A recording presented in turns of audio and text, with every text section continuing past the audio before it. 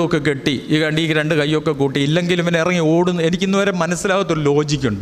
ഈ ചത്തു കഴിഞ്ഞ ഉടനെ ഡോക്ടർമാർ ചെയ്യുന്നത് ഈ കാലിൻ്റെ പെരുവിരൽ തമ്മിൽ കൂട്ടിലൊന്ന് കെട്ടും, അല്ല ഇവൻ ഇറങ്ങി ഓടും. അപ്പോഴും മോൻ്റെ കാര്യത്തിന് പോവുക, അവന് വിസ ഉണ്ടാക്കാൻ പോവുക അല്ലേ? അമ്മമ്മയ്ക്ക് വെച്ചിരിക്കുന്നുണ്ട്, എനിക്കറിയാം.